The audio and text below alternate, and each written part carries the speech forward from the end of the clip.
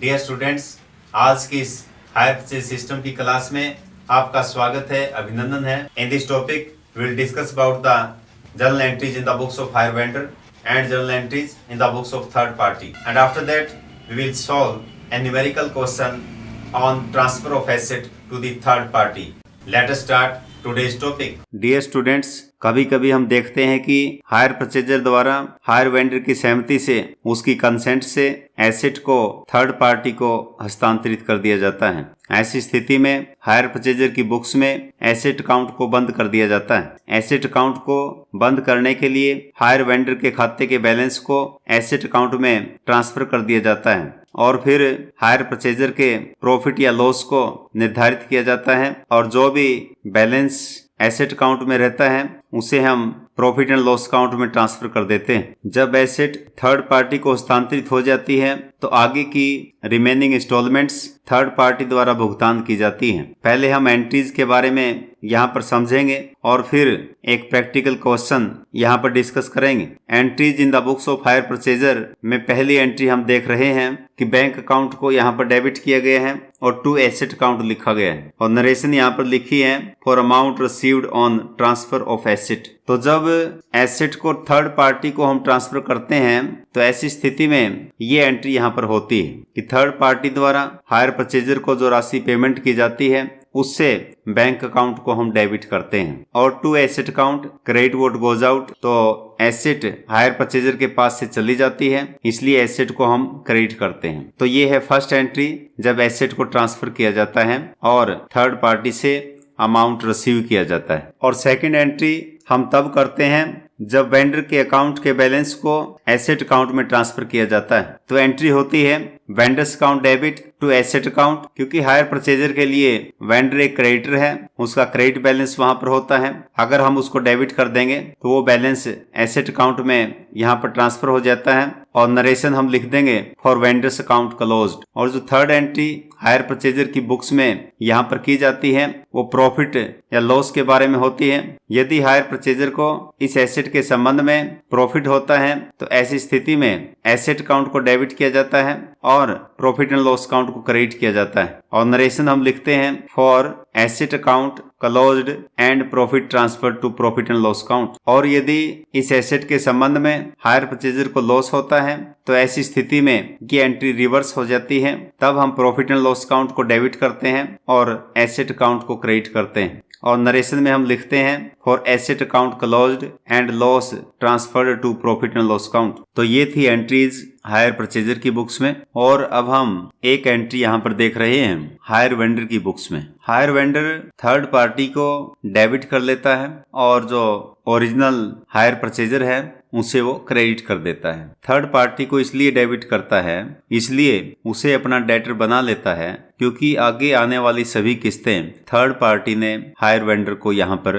देनी होती है और हायर परचेजर का जो भी बैलेंस होता है डेबिट का उसे क्रेडिट कर देता है। इस प्रकार से जो हायर परचेजर है उसका अकाउंट हायर वेंडर की बुक्स में यहाँ पर बंद हो जाता है और नरेशन यहाँ पर लिखता है for balance due from hire purchaser transferred to third parties account. इनकी जो राशि उसने हायर परचेजर से लेनी थी उस राशि को, यानी कि जो बैलेंस हायर परचेजर के अकाउंट का वहां पर ड्यू था उसको ट्रांसफर कर दिया जाता है थर्ड पार्टी के अकाउंट में। तो हायर वेंडर अपनी बुक्स में ये एक एंट्री करता है और इस एंट्री के माध्यम से थर्ड पार्टी का खाता उसकी बुक्स में खुल जाता है। जो हायर परचेजर शुरू में था उसका खाता यहाँ पर बंद हो जाता है। और अब हम थर्ड पार्टी की बुक्स में एंट्रीज यहाँ पर देखेंगे कि किस प्रकार से एंट्रीज थर्ड पार्टी अपनी बुक्स में करती है। सबसे पहली एंट्री तो उस टाइम की जाएगी जब थर्ड पार्टी एसेट को परचेज करती है फॉर परचेजिंग द एसेट। तो ऐसी स्थिति में एसेट थर्ड पार्टी को मिलती है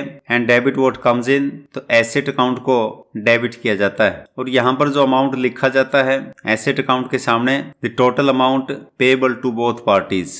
दोनों पार्टीज को जो टोटल अमाउंट दे होता है वो यहाँ पर लिखा जाता है। दोनों पार्टीज का तात्पर्य यहाँ पर ये है, एक तो हायर वेंडर और एक जो पहले हायर परचेजर था, इन दोनों पार्टीज को जो राशि उसने देनी होती है उसका जोड़ करके यहाँ पर लिखता है। और टू लिखेंगे हायर परचेजर और यहाँ पर अमाउंट लिखेंगे compensation amount payable to hire purchaser. तो हायर परचेजर को कुछ राशि यहाँ पर दी जाती है, उस अमाउंट को यहाँ पर लिखा जाता है। जो भी आपसी समझौता होता है, उनका अपना एग्रीमेंट होता है, उसके आधार पर जो राशि तय होती है उसी राशि को यहाँ पर लिखा जाता है। और टू एक्चुअल वेंडर्स अकाउंट, जो हायर वेंडर है उसके खाते को यहाँ पर क्रेडिट किया जाता है।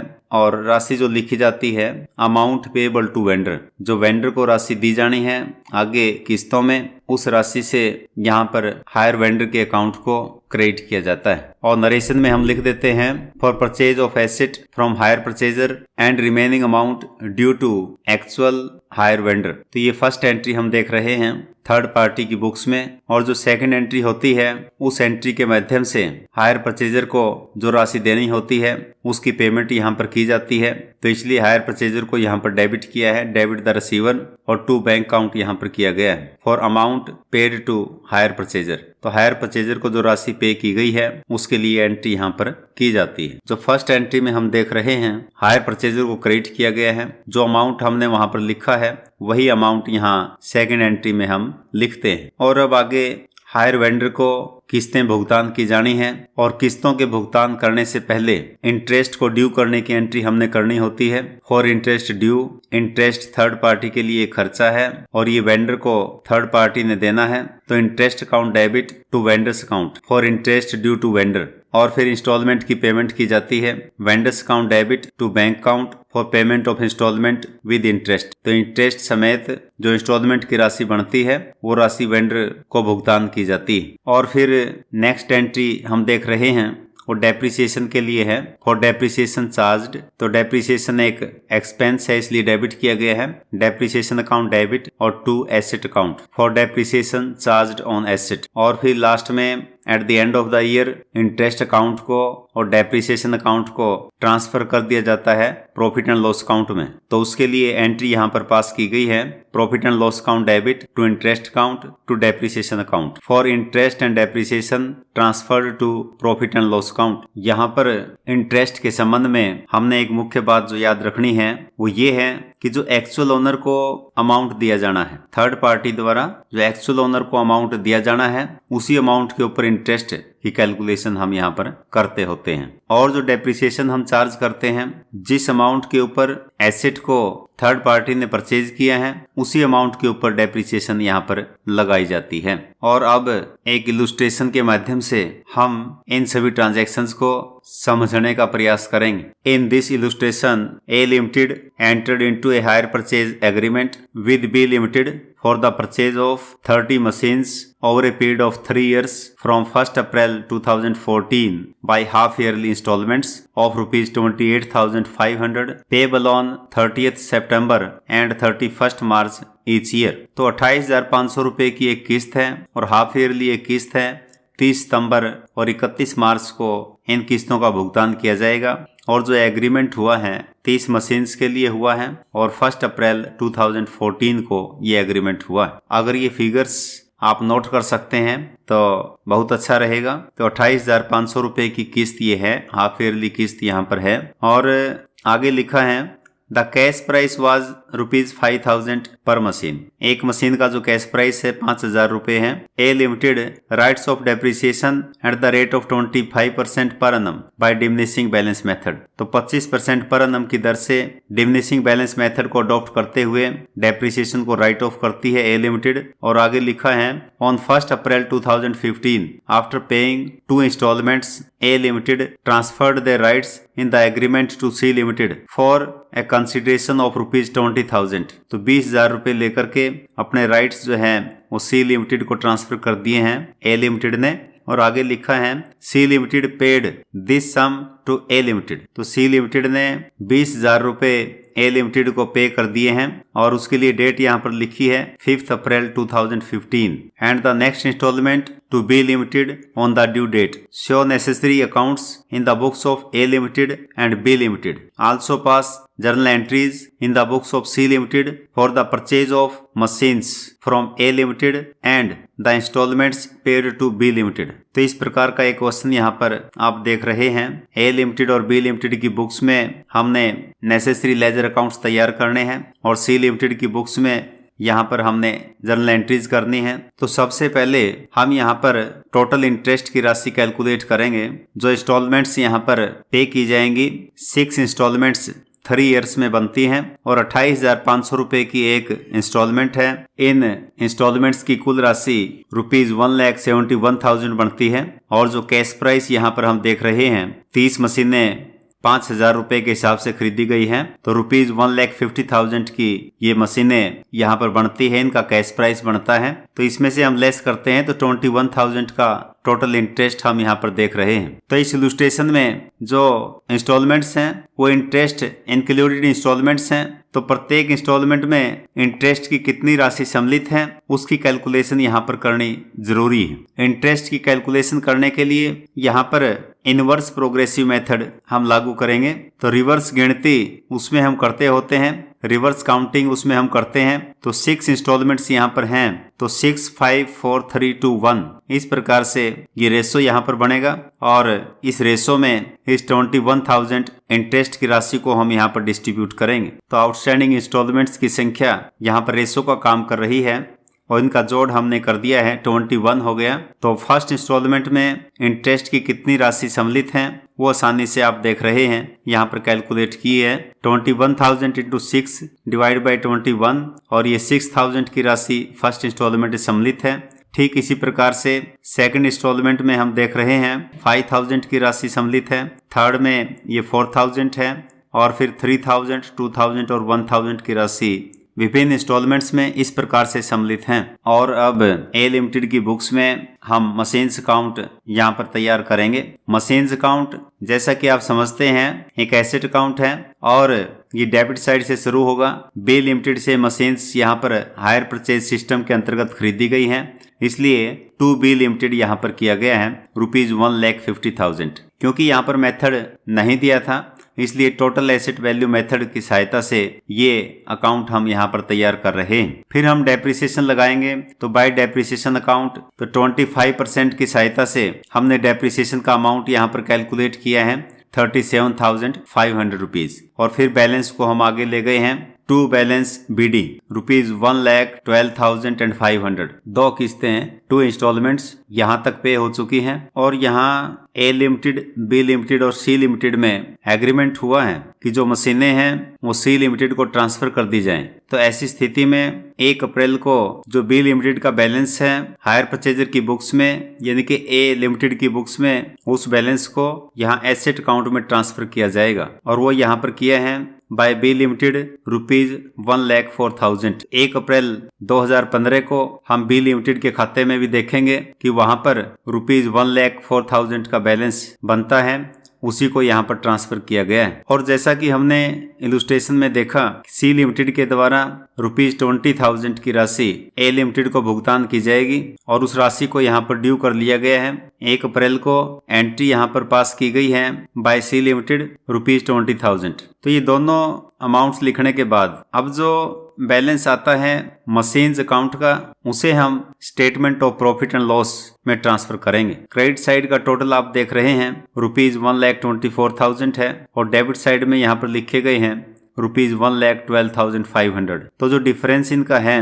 ₹11,500 ये हमने ट्रांसफर कर दिया है statement of profit and loss में। एक बैलेंसिंग फिगर के रूप में ये अमाउंट हमने यहाँ पर कैलकुलेट किया। तो इस प्रकार से मशीन्स अकाउंट ए लिमिटेड की बुक्स में बनेगा और फिर ए लिमिटेड यानी कि हायर परचेजर की बुक्स में बी लिमिटेड यानी कि हायर वेंडर का खाता यहाँ पर हम बनाएंगे। और बी लिमिटेड ए लिमिटेड के लिए एक क्रेडिटर है, इसलिए क्रेडिट साइड से खाता शुरू किया गया है। और मशीन्स ये खरीदी गई थी, इसलिए यहाँ पर बाय मशीन्स अकाउंट लिखा गया है ₹1,50,000। और फिर 6 महीने बाद 30 सितंबर को इंटरेस्ट की एंट्री यहाँ पर की गई है बाय इंटरेस्ट अकाउंट ₹6,000। और जो फर्स्ट इंस्टॉलमेंट है उसका भुगतान कर दिया गया है 30 सितंबर को टू बैंक अकाउंट ₹28,500। और फिर इंटरेस्ट की एंट्री 31 मार्च 2015 को यहाँ पर की गई है bye interest account ₹5,000।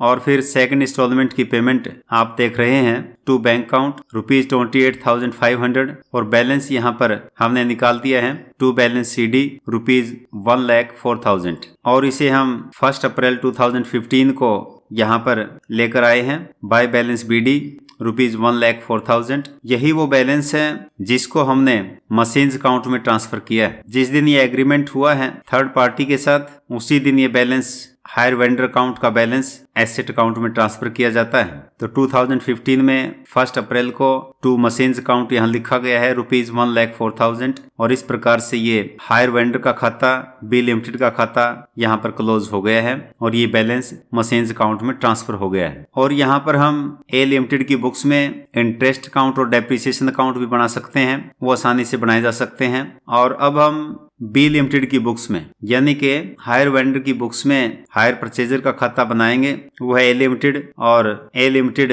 B limited के लिए डेटर है, तो इसलिए डेबिट साइड से इस खाते को शुरू किया गया है। और अप्रैल 1, 2014 को जो मशीन्स यहाँ पर बेची गई थी उन्हीं की एंट्री यहाँ पर की गई है टू हायर सेल्स अकाउंट ₹1,50,000। और फिर 6 महीने बाद इंटरेस्ट की एंट्री यहाँ पर की गई है टू इंटरेस्ट अकाउंट ₹6,000। और फिर फर्स्ट इंस्टॉलमेंट की राशि यहाँ पर प्राप्त की गई है बाय बैंक अकाउंट ₹28,500। और फिर 31 मार्च 2015 को इंटरेस्ट की राशि ड्यू की गई है ₹5,000। और सेकंड इंस्टॉलमेंट यहाँ पर आप देख रहे हैं वो रिसीव की गई है बाय बैंक अकाउंट 28,500।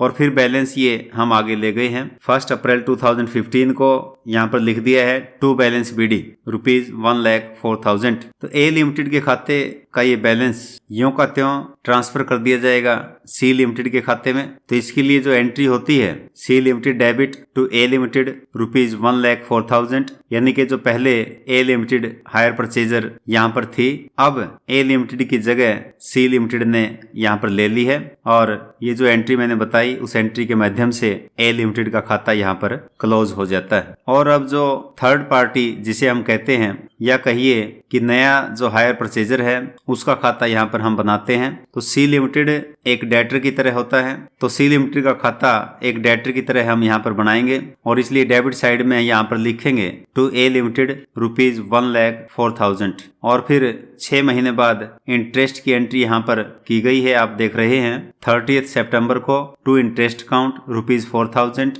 और फिर फर्स्ट इंस्टॉलमेंट यहाँ पर सी लिमिटेड ने पे की है और हायर वेंडर ने यानी कि बी लिमिटेड ने इसे रिसीव किया है। तो बाय बैंक अकाउंट यहाँ पर लिखा गया है ₹28,500। और फिर बैलेंस हम वो आगे लेकर जाएंगे और इस प्रकार से इंस्टॉलमेंट्स की पेमेंट आगे होती रहेगी। और अब हम सी लिमिटेड की बुक्स में जर्नल एंट्रीज को यहाँ पर समझेंगे। सबसे पहली एंट्री जो सी लिमिटेड है, थर्ड पार्टी है, वो यहाँ पर तब करती है जब मशीन्स को रिसीव किया जाता है। तो 1 अप्रैल 2015 को एग्रीमेंट के तहत मशीन्स को प्राप्त किया जाता है। तो मशीन्स अकाउंट डेबिट और टू ए लिमिटेड जो राशि ए लिमिटेड को देनी है वो यहाँ पर लिखी गई है ₹20,000। और टू बी लिमिटेड जो हायर वेंडर को राशि देनी है आगे किस्तों में वो राशि यहाँ पर लिखी गई है ₹1,04,000। ए limited had to pay ₹1,04,000 to B Limited, which will now be paid by C Limited। जो राशि A लिमिटेड ने बी लिमिटेड को देनी थी